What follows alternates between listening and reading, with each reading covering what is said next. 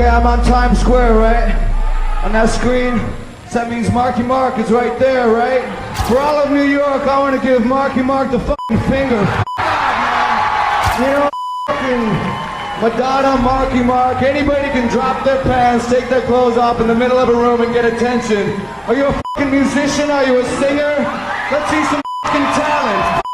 I had some opportunity to really come back in the music business with the best. Could Jay-Z be the real reason Mark Wahlberg walked away from rap? Nobody has ever put those two names in the same sentence, but line up the timelines, the quotes, and what was happening in hip-hop between 1996 and 1998, and the question gets genuinely hard to shake. How about a night for Wahlberg? What's up, Mark? What's up, Paul? What's up, man? Mark? What's up, man? It's good to see you. Where am I supposed to go? Yeah, it's chill right there. We'll just all stand together like a happy, fun bunch. Yeah, happy group. Hold on. And you have any aspiration to act? That seems to be like a common thread. A lot of musicians sort of a next step. One day, maybe one day. I'm trying to get where this guy is. You know? But yeah, soon, you know? This video is not here to give you a definitive answer. What it's here to do is lay out every piece of evidence, walk you through two parallel careers that ran at the same time and ended up in completely different places, and let you draw your own conclusion. Because here's the thing that nobody talks about. Mark Wahlberg had a #1 record before Jay-Z had a record deal. And the year Wahlberg walked away from music permanently, Jay-Z released the biggest rap album of the decade. For 22-year-old Mark Robert Wahlberg, his meteoric rise to stardom is nothing short of incredible. At 15, he dropped out of high school. At 17, he was arrested for assault, spent 6 weeks in jail. At 19, he hit rock bottom, no direction, no future. And here's how a dead-end kid from Dorchester, Massachusetts beat the rap to become a superstar.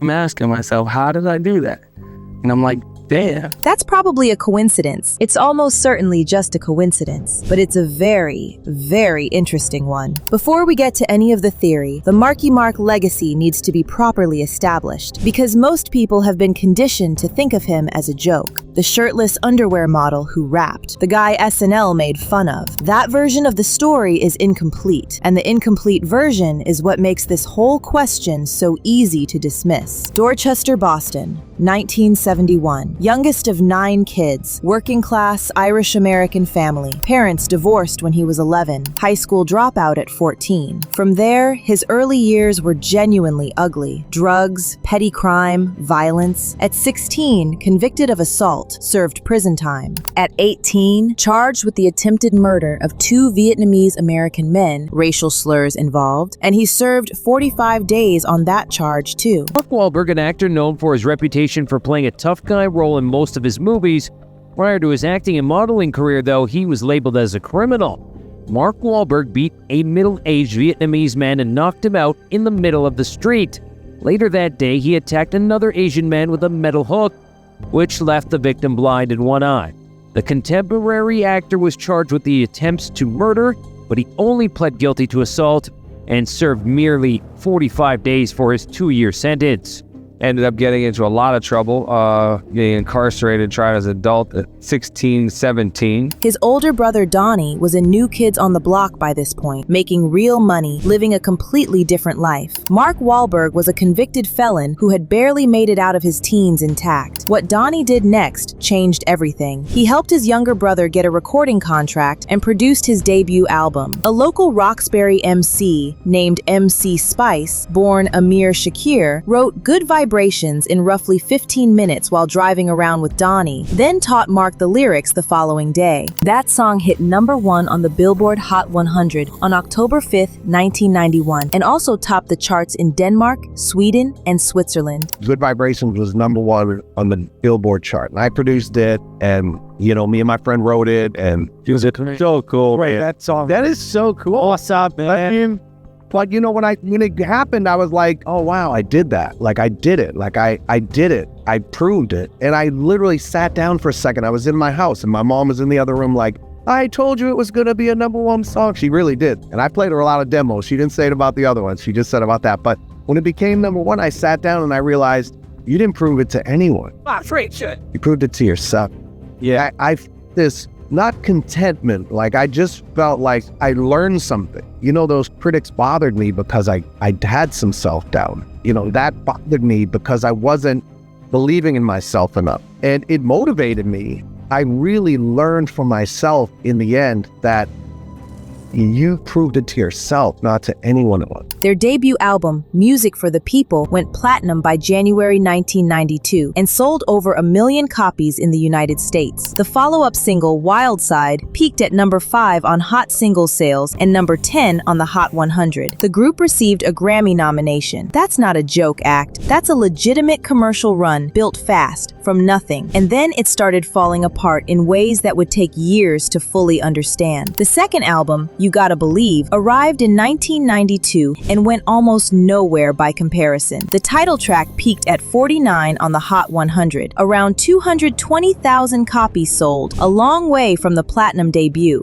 The group dissolved in 1993, and Wahlberg tried to keep going solo. At the same time, the Calvin Klein campaign that was supposed to amplify his profile was doing something else entirely. Shot by photographer Herb Ritz in 1992, featuring Wahlberg alongside a 17-year-old Kate Moss, the ads ran on billboards and in magazines and made him genuinely famous, but not in a way that helped a rapper be taken seriously. Kate Moss later said publicly she was uncomfortable on set and found him difficult to work with. So you felt objectified, it sounds like. Yeah, completely, and vulnerable and scared. I think they played on my vulnerability, and I was like quite young and innocent, so Calvin loved that. Saturday Night Live had Adam Sandler playing Marky Mark as a monosyllabic guy whose main skill was removing his pants. The underwear model was eating the rapper alive. Then the past started catching up. In December 1992, Wahlberg praised reggae artist Shabba Ranks on British television. Ranks had publicly said gay people should be crucified, and GLAAD went after him and after Calvin Klein for keeping him as their spokesman. You got freedom of speech,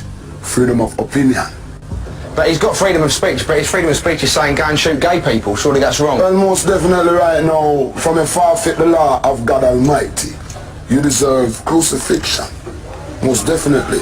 In August of that same year, he had fractured a neighbor's jaw in an assault, court documents describing it as unprovoked and vicious. Well, first and foremost, being grateful that, my prayers are answered, that he would be able to forgive me. And second of all, the weight off my shoulders for thinking for 27 years that I caused this horrific injury, and knowing that it wasn't because of that incident, but it still doesn't take away from the fact that, I was reckless. And, unfortunately, if it was my own mother that was coming out of that store, in that drunken and drug state, that's what would have happened.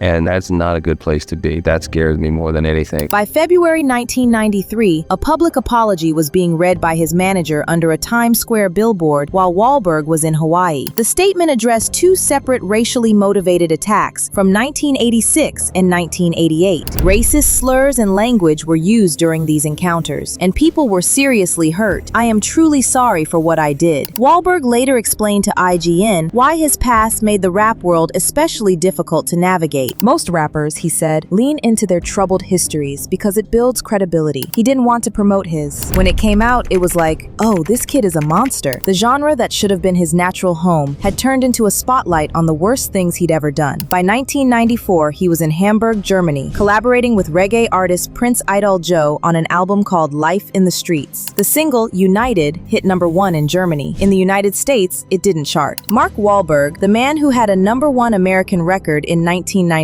was making German reggae crossover music 3 years later and going nowhere. His brother was a millionaire. He was struggling. Wahlberg's first acting appearance came in a 1993 TV movie. He dropped the Marky Mark name at that point and didn't look back. Renaissance Man followed in 1994, a Danny DeVito comedy with a small part that didn't do much. And then The Basketball Diaries in 1995, alongside Leonardo DiCaprio, directed by Scott Calvert, who had actually directed The Good Vibration Vibrations video. The same man who put him shirtless in a warehouse was now casting him in a serious dramatic film. Critics took notice. His first starring role arrived in 1996 with Fear, directed by James Foley, but none of that was the real turning point. The real turning point was 1997, and it came from a piece of luck that almost didn't happen. Paul Thomas Anderson was casting Boogie Nights, a film set in the San Fernando Valley adult film industry in the 1970s. His first choice for the lead was Leonardo DiCaprio. DiCaprio passed. He had already committed to Titanic and recommended his Basketball Diaries co-star instead. Wahlberg was hesitant. The role involved nudity and explicit content, and he had spent years trying to put distance between himself and the Calvin Klein era image. But Anderson told him straight, "I don't know really anything about the whole underwear thing or Marky Mark thing. I just want you because you're a good actor." He was offered the part in the room during the audition. Boogie Nights opened on October 10th, 1997. $43 million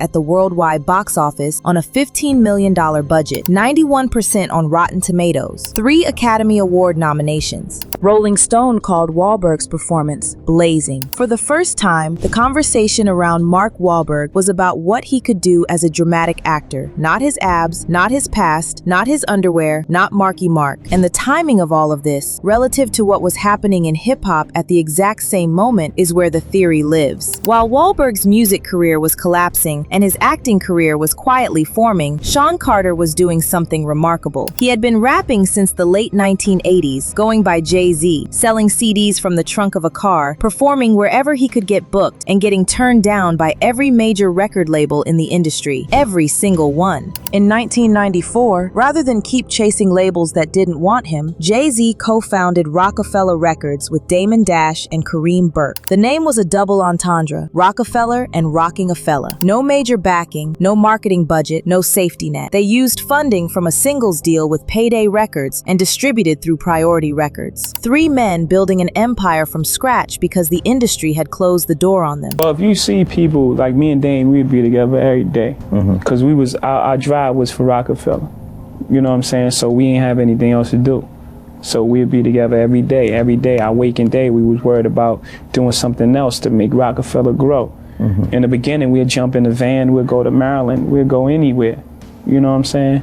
Reasonable Doubt came out on June 25th, 1996. It peaked at 23 on the Billboard 200, moved around 420,000 copies by the end of that year, and earned critical reverence immediately. Jay-Z later told The Breakfast Club, "It's the first album I made because, you know, that's the joint I took my whole life to make." The album has since been inducted into the Grammy Hall of Fame. Then, March 9th, 1997 arrived, and Biggie Smalls was murdered. Tupac had been killed in September 1996. Both of them gone within 6 months of each other, and hip-hop was looking for someone to step into the space they left. Jay-Z stepped into it. In My Lifetime Volume 1 peaked at number 3 on the Billboard 200 and went platinum. Rockefeller sold 50% of the label to Def Jam Recordings in June 1997 for approximately $1.5 million. The operation was scaling, but September 29, 1998 is the date that matters most for this story. Volume 2, Hard Knock Life dropped, and the numbers were immediate and staggering. 350,000 copies in the first week. Number 1 on the Billboard 200. Jay-Z's first chart topper. Platinum in 6 weeks. Triple platinum before the year ended. 6 million copies in the United States total. The title track borrowed its chorus from a Broadway musical called Annie, which should have been absurd and somehow became one of the most commercially commanding rap singles of the decade. Jay-Z won Best Rap Album at the 41st Grammys, then boycotted because the ceremony wouldn't televise the rap categories. He had taken over, and the man who had been number 1 in this genre 7 years earlier, the man who had gotten there first, had quit the same year it happened. Mark Wahlberg has never mentioned Jay-Z's name in any interview about why he left rap. That needs to be said clearly. There is no quote, no statement, no documented interaction that connects his departure to Jay-Z's rise. Everything in this section is theory, pattern recognition, not testimony. And here's the pattern. Wahlberg's label, Interscope, had a very specific vision for what he should be. More commercial, more aggressive, more like Eminem, who was emerging at exactly this moment and building his career on the kind of shock value and personal provocation that Wahlberg refused to engage engage in. He said to IGN, "They continued to push me further in the opposite direction. That's when I decided not to make another record and to wait out my contract. The label wanted a version of him that didn't exist. He refused to become it. He just stopped making records and waited. Now, that commercial, aggressive, persona-driven version of rap that the label wanted from Wahlberg, Jay-Z was running that lane and winning. Not through shock value, not through Eminem's style exactly, but through something that was actually harder to replicate: authentic ownership. His hustle was real. His come-up was documented. His label was his. His narrative belonged to him in a way that Wahlberg's never could. Not with his background, not with the public record of who he had been. The Eminem admission is important here, and it comes from a GQ interview. My favorite song by Eminem is About. He mentioned you in the same back with Mark Wahlberg with Marky Mark. I hadn't met Eminem before he made that song, and then I met him at an MTV event. We hung out. But then at the event, Eminem joked about the Funky Bun, Mark's old rap group, but Mark didn't like it. But now, Mark, you doing? Hey, what's up, man?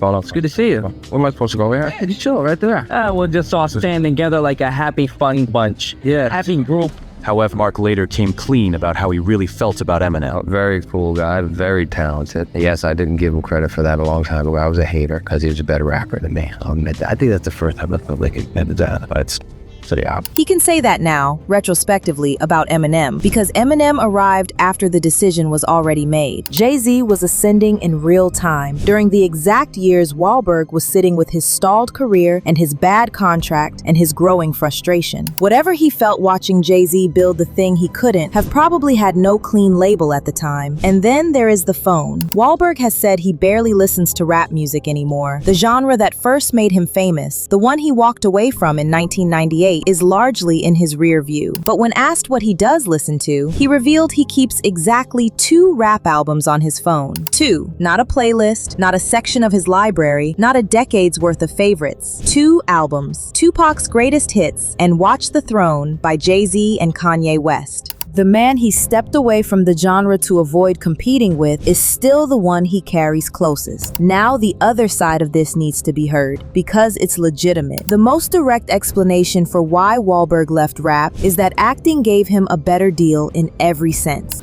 I think it's introduced me to a much wider spread audience. I just think that in the way they showed me in like the commercials and the pictures, it didn't promote my message, and I think that's why when I, was out there so much, people didn't, the people in this new audience didn't know who I was. So they were a little unsure of what I stood for. So when people saying this and people saying that, they didn't know, as opposed to people who knew me for my music and for what I stand for, didn't, think of that stuff, for a second, because they knew. And that's why, to not necessarily shun away from it, but use it to get to that platform and then make sure you promote your message is cool.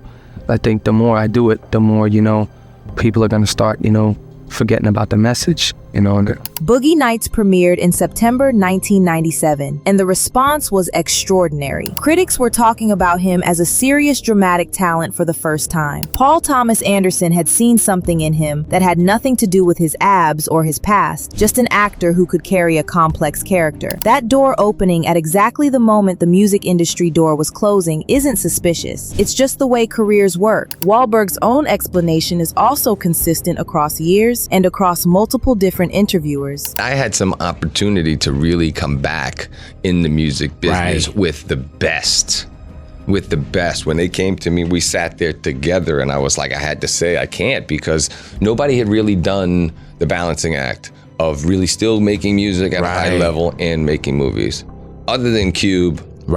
Something's got to give. Will. It was like, I was like, no, you just can't, you know what I mean? Yeah, you made the right decision, huh? Yeah, I still regret it. The label pushed him somewhere he didn't want to go. He refused to follow. He waited out the contract. Acting presented a path where nobody was telling him what persona to wear. That's a clean, rational, well-documented explanation that doesn't require any theory about Jay-Z at all. There's also a version of this where the decline was already locked in before Jay-Z's rise even became relevant. The second album underperforming in 1992, the scandals piling up through 1992 1992 and 1993, the Calvin Klein persona consuming the rapper, the retreat to Germany. By the time Reasonable Doubt dropped in 1996, Wahlberg's active music career had already been winding down for 3 years. Jay-Z arriving as a force may have been entirely incidental to a decision that was already forming. All of that is fair. This video isn't saying Jay-Z caused anything. What it's saying is that the contrast between their situations, happening simultaneously in the same genre at the exact same moment, is the kind of thing that can clarify a decision someone is already moving toward. Watching someone else exercise the freedom you can't access has a way of confirming what you already know. So here's where everything lands. Jay-Z did not make Mark Wahlberg leave rap. There is no direct evidence of that, no statement supporting it, and no mechanism by which it could have happened in any documented way. The official story of why Wahlberg left is well supported, consistent, and entirely credible on its own. But the parallel that exists between these two men in the years between 1996 and 1998 is one of the more fascinating coincidences in the history of the genre. One artist had gotten there first. One artist got there in a way that actually lasted. One man built his own infrastructure, made music on his own terms, and became a billionaire doing it. The other man sat inside a contract he couldn't escape, compromised his vision, and eventually found his real career somewhere else entirely. The gap between those outcomes isn't really about who was the better rapper. It's about ownership, timing, and what kind of system each man was operating inside. Wahlberg was inside a major label deal with no autonomy. Jay-Z built the label. Both of them started from nothing. Both of them had records in the early 1990s, and the paths diverged sharply from there. Jay-Z today is worth approximately $2.6 billion, making him the wealthiest musician on the planet. Billboard and Vibe named him the greatest rapper of all time in 2023. He has 14 #1 albums and 25 Grammy wins. Mark Wahlberg became one of Hollywood's most consistent leading men, starring in films that repeatedly crossed $100 million at the box office. Both men succeeded. They just succeeded in completely different arenas, and the year those arenas split apart was 1998. And the fact that the man who barely listens to rap anymore still keeps Jay-Z on his phone, that out of everything in the world, it's those two albums, and one of them is Jay-Z, does not prove anything, but it does say something. And what exactly it says will leave entirely up to you.